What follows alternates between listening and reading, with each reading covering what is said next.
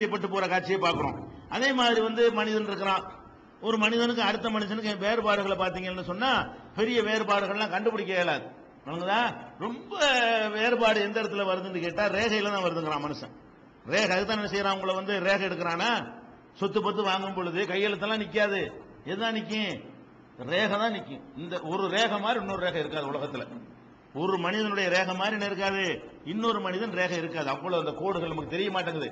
அது பெருசுபடுத்தி நீங்க பாத்தீங்கன்னா என்ன இருக்கு, அவ்வளவு டிஃபரெண்ட் இருக்கும். ஒரு ரேகைக்கும் அடுத்த ரேகைக்கு மத்தியில் அந்த போற போக்கு இந்த கோட்டுக்குள்ளேயே அத்தனை ஆயிரம், 600 கோடி மக்கள் இருந்தா 600 கோடி ரேகை இருக்குது. இன்னைக்கு தான் 600 கோடி ரேகை. அன்னைக்கு ஆதம் அலைஹிஸ்ஸலாத்து இன்னைக்கு வரைக்கும் எடுத்தீங்கன்னா எத்தனை 1000 கோடி 1000 கோடி ரேகைகள் இருக்கும். இன்னும் உலகம் வர்ற வரைக்கும் எத்தனை பேர் வரப்போறாங்களோ அவ்வளவு பேர் ரேகையும் டிஃபரெண்டா தான் இருக்கும். அப்ப அவ்வளவு ரேகைகள்ல வேறுபாடு இருக்குன்னு கண்டுபிடிச்சிருக்கான். அல்லாஹ் என்ன செய்யறான்னு கேட்டா மனுஷனை திருப்பி படைக்குவேன்னு சொல்றான். மனுஷனை எல்லாம் உலகத்தெல்லாம் அழிச்சு விட்டு நான் திரும்ப உங்களை எல்லாம் படைக்குவேன். அப்ப மனுஷன் என்ன சொல்றான், அது எப்படி எலும்பையெல்லாம் இப்படி ஒன்னா சேர்த்து படைச்சிருவானோ, பெரிய எல்லாம் நடக்கிற காரியமா அப்படின்னு மனுஷன் கேட்கிறான். கடவுளை நம்பாதவன், மறுமையை நம்பாதவன், அந்த மாதிரியான கேள்விகளை கேட்கிறான். அதுக்கு அல்லாஹ் பதில் சொல்றான் பாருங்க.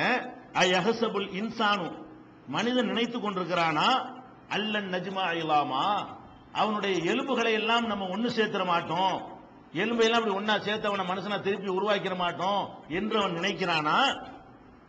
கேட்டுவிட்டு எல்லாம் சொல்றான், பலா, இது என்னடா பெருசு, காதிரீன அலா அன்னு சவிய பனானா, உன் விரல் ரேகையையும் சரியா படைக்கிறதுக்கு எனக்கு சக்தி இருக்குடா.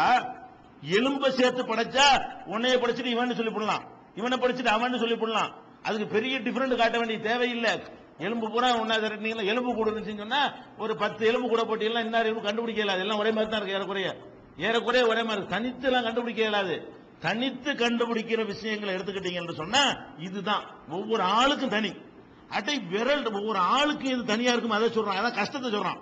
நம்ம என்ன செய்யறோம், இந்த எலும்புகள் எல்லாம் ஒன்னா சேர்க்கறது கஷ்டம்னு நினைக்கிறோம். அல்லாஹ் கேட்கிறான், இது என்ன பெரிய கஷ்டம்ங்கிறீங்க, உங்க ரேகை இருக்குதே அதையுமே நான் திருப்பி கொண்டு வர போறேன். அது ஒவ்வொரு ஆளுக்கும் தனித்தனியா இருக்கு. ஒண்ணு ஆவோசில படைக்கணும். எலும்பு கூட படைக்கிறான், தனித்தனியா படைக்க வேண்டியது இல்ல. சும்மா ஒரு சகட்டு மேலே படிச்சு விட்டு இவரெல்லாம் அப்துல் கான் சொல்லிட்டு போயிடலாம்.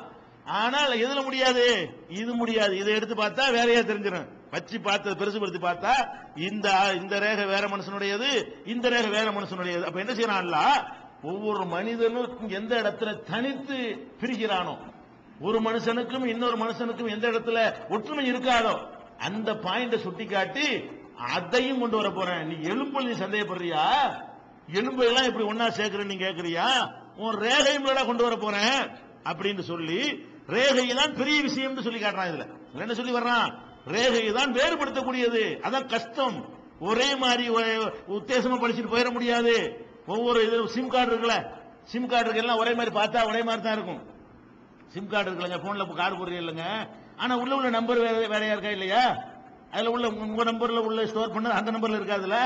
அப்ப அதுல உள்ள அந்த நம்பர் இருக்கு பாருங்க, அந்த மாதிரியான மேட்டர் தான் ரேகை. சிம் கார்டை படைச்சிடலாம், இதே மாதிரி மிஷின்ல தயாரிச்சிடலாம்.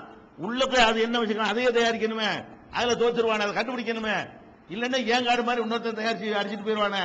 அப்ப அது உள்ள பண்ற அந்த ப்ரோக்ராம் இருக்கு பாருங்க, அதே மாதிரி தான் மனிதன்ல உள்ள இந்த மேட்டர் எல்லாம் மேம்போக்கா ஒரே மாதிரியே தெரியும். பார்த்தா உள்ள விஷயம் என்னது, தனித்து காட்டுறது இந்த கோடு தான். இதுதான் ஒவ்வொருத்தரும் தனித்தனியா இருக்கும். இதையும் நான் படைக்குவேன்னு சொல்லி அதனுடைய முக்கியத்துவத்தை 75வது சூறாவுல 4வது வசனத்துல அல்லாஹ் சொல்லி காட்டுகிறான்.